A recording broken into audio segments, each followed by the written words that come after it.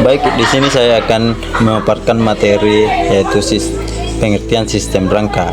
Sistem rangka pada hewan adalah kerangka internal yang memberikan bentuk dan dukungan pada tubuh hewan. Sistem rangka terdiri dari tulang dan jaringan ikat yang menghubungkannya. Tulang pada sistem rangka dapat berupa tulang rawan atau tulang sejati. Tulang sejati memiliki sumsum tulang di dalamnya yang berfungsi untuk memproduksi sel darah.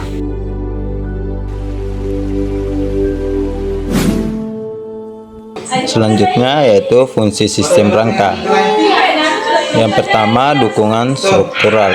Sistem rangka memberikan kerangka internal yang mendukung tubuh hewan dan memungkinkan mereka untuk berdiri, bergerak, dan melakukan aktivitas fisik lainnya. Yang kedua itu proteksi organ-organ vital seperti tengkorak dan kerangka tulang belakang.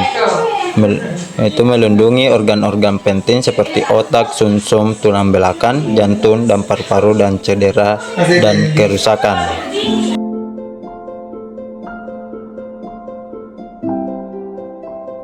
Yang ketiga itu produksi sel darah. Beberapa jenis hewan menggunakan sumsum tulang sebagai tempat produksi sel darah. Sel-sel darah merah, sel-sel darah putih, dan trombosit diproduksi di dalam sumsum tulang. Selanjutnya yaitu pergerakan. Sistem rangka memberikan titik pemasangan bagi otot-otot sehingga memungkinkan hewan untuk bergerak. Struktur rangka ini berinteraksi dengan otot-otot melalui sendi-sendi, memungkinkan gerakan yang beragam mulai dari berjalan, melompat, hingga terbang pada hewan yang memiliki kemampuan terbang.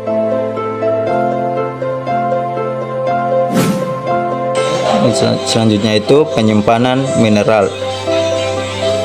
Tulang hewan juga berfungsi sebagai tempat penyimpanan mineral penting seperti kalsium dan fosfor. Mineral ini dapat dilepaskan ke dalam aliran darah saat diperlukan oleh tubuh untuk berbagai fungsi biologis. Itu dukungan bagi orang-orang internal. Rangka juga memberikan dukungan struktural bagi organ-organ internal seperti hati, ginjal, dan usus, membantu menjaga posisi dan bentuknya.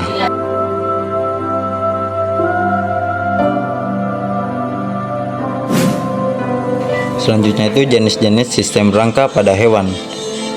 Nah, di sini jenis-jenis rangka hewan itu terbagi tiga. Yang pertama, rangka dalam atau endoskeleton.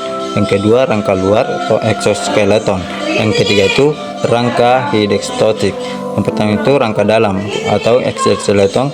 Tulang dan rawan terdapat di dalam badan organisme. Contohnya organisme yang memiliki rangka dalam ialah yang pertama itu ikan, yang kedua ular, yang ketiga kucing, yang terakhir manusia.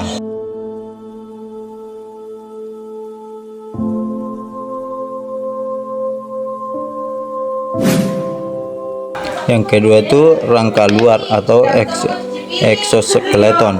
Rangka ini merupakan rangka yang tegar terdapat di luar badan organisme. Tujuannya adalah agar semua rangka atau bagian keras yang terdapat di luar badan organisme yang bertujuan untuk menyokong, melindungi, atau menjadi tempat perlekatan otot hewan. Organisme invertebrata mempunyai rangka luar yang terbuat dari kiting atau kalsium. Contohnya organisme berangka luar ialah yang pertama itu udang atau kulit udang tersusun dari kiting, yang kedua siput, cangkang siput terbuat dari kalsium, yang ketiga itu ketam atau kepiting, yang terakhir itu serangga. Yang ketiga itu rangka hidrostatik, tidak memiliki rangka kaku. Hewan lunak contohnya adalah ubur-ubur, cacing, ulat bulu, dan hewan-hewan lain yang tidak memiliki kerangka kaku. Mereka bergantung pada otot-otot, cairan tubuh, atau struktur tubuh yang fleksibel untuk memberikan dukungan dan bentuk.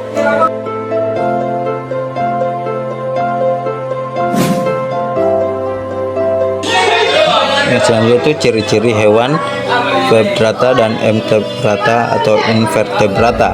Hewan-hewan dapat dikelompokkan berdasarkan ciri-ciri tertentu. Salah satu cara pengelompokan yang umum digunakan adalah berdasarkan keberadaan tulang belakang atau vertebrata dan avertebrata atau invertebrata tidak bertulang belakang. Yang pertama itu vertebrata. Vertebrata adalah golongan hewan yang memiliki tulang belakang. Tulang belakang berasal dari perkembangan sumbu penyokong tubuh primer atau notokondra atau carda dorsalis. Berikut ini terdapat ciri-ciri hewan bertulang belakang, yaitu vertebrata. Yang pertama itu tubuh terdiri dari kepala, badan, dan dua pasang alat gerak. Beberapa spesies mempunyai ekor.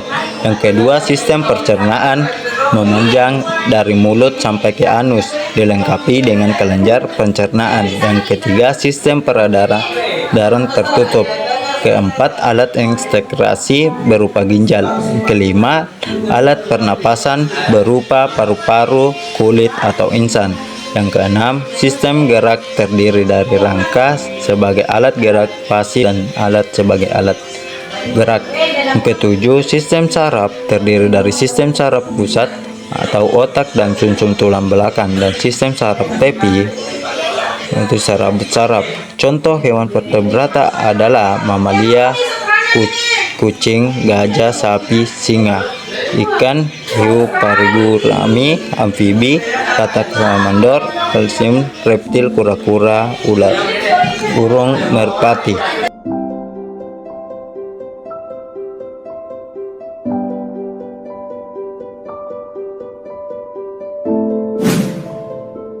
Selanjutnya avertebrata atau invertebrata. Hewan avertebrata atau invertebrata adalah hewan yang termasuk ke dalam jenis hewan yang tidak memiliki tulang punggung atau ruas-ruas tulang belakang. Ciri-ciri hewan tidak bertulang belakang sebagai berikut. Yang pertama, tidak adanya tulang belakang dan tulang punggung. Yang kedua, susunan sarafnya berada di perut. Yang ketiga, karena kurangnya sistem tulang yang kompleks, beberapa invertebrata cenderung lambat dan berkurang kecil di alam. Yang keempat, memiliki rangka luar dan otak tidak terlindungi oleh rangka. Yang kelima, tubuh dibagi menjadi 3 bagian, yaitu kepala, dada, dan perut. Yang keenam, tidak memiliki paru-paru untuk respirasi. Yang ketujuh, respirasi melalui kulit.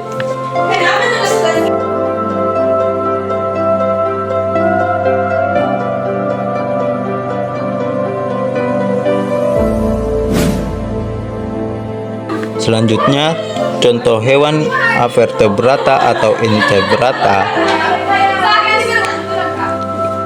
Hewan yang termasuk dalam kategori tidak bertulang belakang adalah hewan berpori, yaitu Spongyla atau Eumspongia, hewan berongga atau ubur-ubur atau hidra, cacing pipi, cacing hati, cacing pita, cacing gili atau cacing perut, dan cacing berbulu buku, cacing tanah terlintah. Hewan lunak yaitu cumi-cumi, gurita, siput kerang, dan hewan dengan kaki berruas-ruas yaitu serangga, udang, laba-laba, lipan, dan hewan berkulit duri yaitu bintang laut dan bulu babi.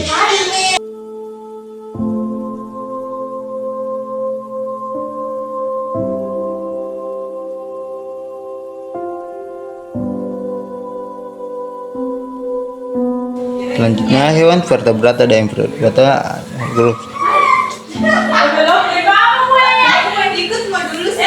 terbagi dua, yaitu vertebrata. Sistem rangka pada hewan bila mengalami berbagai penyakit kelainan yang memengaruhi struktur, fungsi, dan kesehatan. Berikut adalah beberapa penyakit dan kelainan yang bisa memengaruhi sistem rangka pada hewan.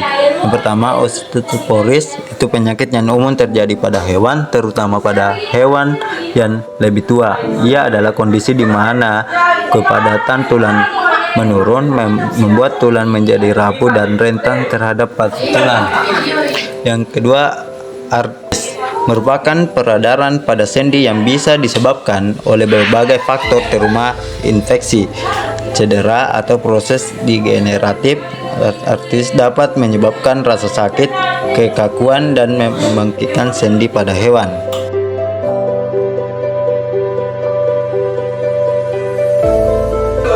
Ketiga itu osteoartritis, itu jenis artritis yang sering terjadi pada hewan, terutama hewan yang lebih tua. Ini adalah degenerasi perlahan tulang rawan di sendi yang menyebabkan nyeri, pembengkakan dan kekakan sendi. Selanjutnya fraktur tulang. Patah tulang bisa terjadi karena cedera, kecelakaan, atau trauma lainnya. Hal ini dapat mengganggu mobilitas dan menyebabkan rasa sakit yang signifikan pada hewan. Selanjutnya malformasi tulang. Kelainan genetik atau masalah perkembangan dapat menyebabkan malformasi tulang yang dapat mempengaruhi postur, mobilitas, dan kesehatan secara keseluruhan pada hewan.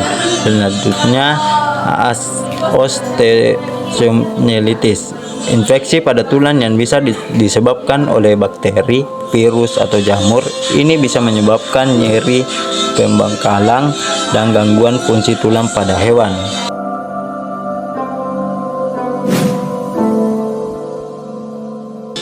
Banyak penyakit atau kelainan sistem rangka pada hewan dapat diobati atau dikelola melalui perawatan medis. Perubahan gaya hidup, fisioterapi, atau intervensi beda tergantung pada jenis penyakit dan tingkat keparahannya. Pemantauan teratur oleh dokter hewan profesional sangat penting untuk diagnosis yang dapat dan mengelola kondisi yang mempengaruhi sistem rangka hewan. Baik, cukup sekian dan terima kasih. Itulah pemaparan materi dari saya. Saya ucapkan terima kasih. Saya akhiri dengan ucapan assalamualaikum warahmatullahi wabarakatuh.